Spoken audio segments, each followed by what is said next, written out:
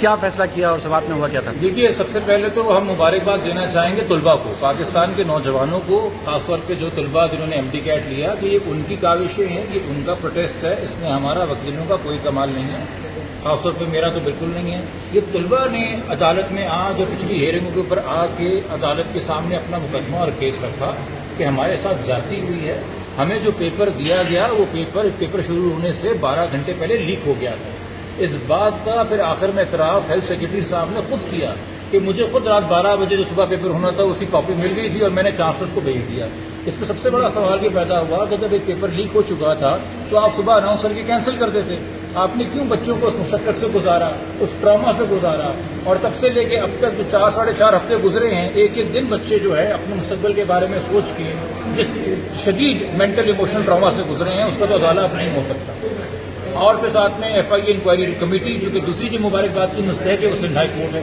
کہ جو کام سندھ حکومت کا تھا وہ عدالت کر رہی ہے، جو کام ہیلتھ سیکرٹری کا تھا وہ عدالت کر رہی ہے، جو کام ڈا یونیورسٹی کا تھا وہ عدالت کر رہی ہے۔ عدالت کے کہنے پہ ایک انکوائری کمیٹی بنی اور FIA نے آ کے دودھ کا دودھ پانی کا پانی کر دیا کہ جناب پیپر تو لیک ہوا تھا اور کچھ لوگ ہم نے 0 بھی کر لیے، پکڑ بھی لیے، ان کے نام ہم نے نو فلائی لسٹ وغیرہ پہ بھی ڈال دیے۔ تو اس کے بعد تو کوئی گنجائش ہی نہیں تھی کہ موجودہ MD کیٹ کے جو ریزلٹس ہیں ان کو ہم فعال رکھیں، ان کو ہم ویلیڈیٹ کریں۔ تو اس لیے پہلا فیصلہ جو عدالت کی طرف سے آیا ہے کہ MD کیٹ ریکنڈکٹ ہوگا۔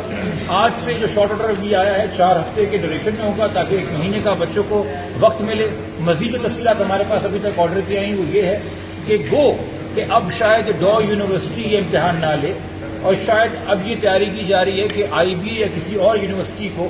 جو کہ ذمہ داری ادا کر سکے ان کو دی جائے گی۔ وہ ڈیٹیل آرڈر میں سے تفصیل ہوگی، مگر یہ ضرور یقینی بنایا گیا ہے کہ جو MD کیٹ کا کریکولم ہے جو کہ آلریڈی PMDC شائع کر چکی ہے، اسی کے مطابق اس امتحان کا اسٹرکچر ہوگا، اس کا ویٹیج ہوگا، اس کا ڈیفیکلٹی لیول ہوگا۔ اتنے ہی سوال بایولوجی کے، فزکس کے، کیمسٹری کے، انگلش کے آئیں گے جیسے کہ PMDC کے کریکولم میں لکھے ہوئے ہیں۔ اتنے ہی سوالوں کی نوعیت اور پرسنٹیج ڈیفیکلٹ، ماڈریٹ اور ایزی ہوگی جیسے کہ PMDC کے اندر ہے۔ صرف اس لیے کسی اور یونیورسٹی یا ادارے کا انتخاب کرایا جا رہا ہے کہ جو پیپر لیک ہوتا ہے، جو وہ کرپشن ہے، وہ کرپشن ختم کی جا سکے۔ یہ بھی زیر غور تھا کہ چونکہ اگر کیپیسٹی کم ہے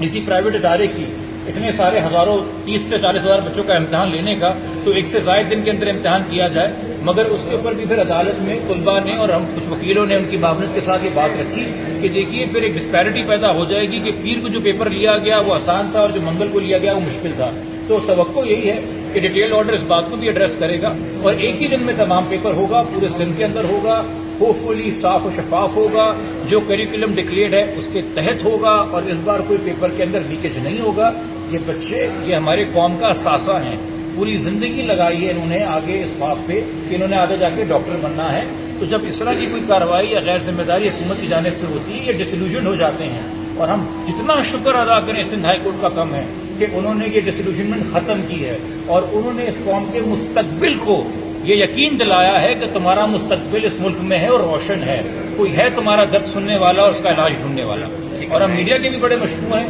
جنہوں نے بچوں کی آواز کو، طلباء کی آواز کو اجاگر کیا اور اس کو ریلیونٹ رکھا۔ بہت شکریہ۔